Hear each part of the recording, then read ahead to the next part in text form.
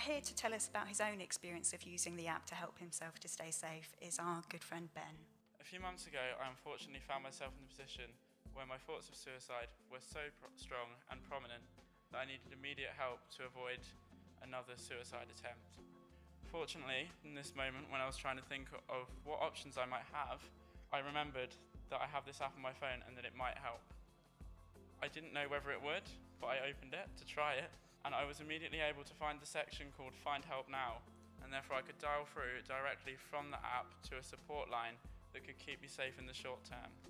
Since then, many of my friends, whether they were present or not, and family, have downloaded this app, and they say it makes them feel much more confident and much more comfortable in being able to support me through suicidal thoughts if another crisis should occur.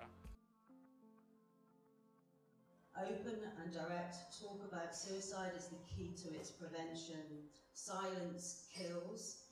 One of the reasons that it's so difficult for people to talk about suicide is the stigma. It's very difficult for people to listen to other people talking about suicide. One of the reasons we set up Grassroots is to start and have these open conversations. The reason we started it was to roll out a training program called ASSIST, Applied Suicide Intervention Skills Training. So we came across this training program in 2003. Myself and my 3 colleagues who founded Grassroots were the first cohort of trainers for ASSIST.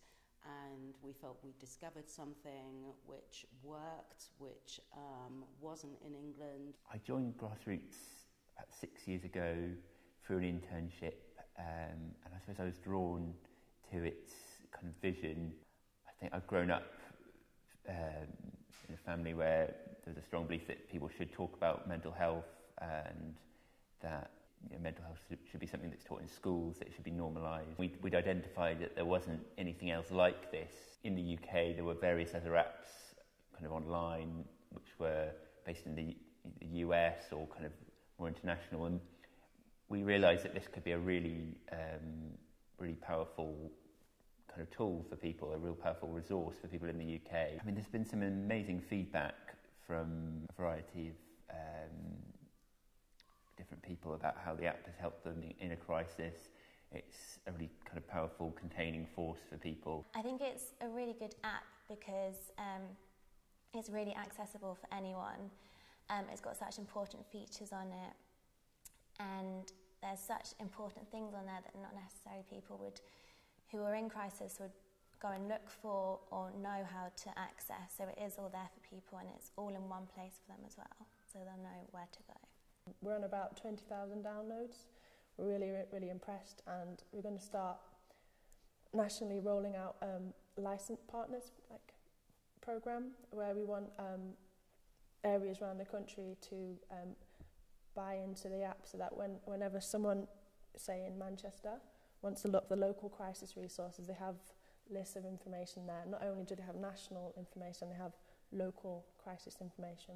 That's something we're going to roll out as soon as we have the upgrade ready. We collaborated with some local graffiti artists, and we painted various kind of electoral boxes and walls with kind of messages about the app, and always had the app in it with someone who may be thinking of suicide, and try to engage people. And also we did some workshops with young people, trying to teach them how to do graffiti or street art, and as a way of expressing yourself or talking about how you feel. The app is free to download on both Apple platforms and Android smartphone. It's Google Play.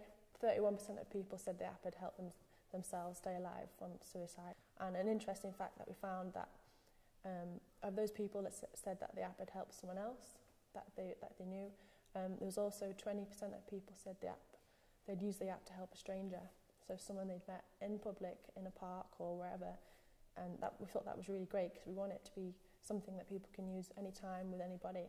And we believe that suicide is a community health problem, and that anyone can help someone at risk of suicide. We did an academic evaluation of the app to find out what people liked who had downloaded it, what they disliked, what they used the most, what they thought was the most useful feature, so that if we wanted to do the upgrade, we'd know where to start.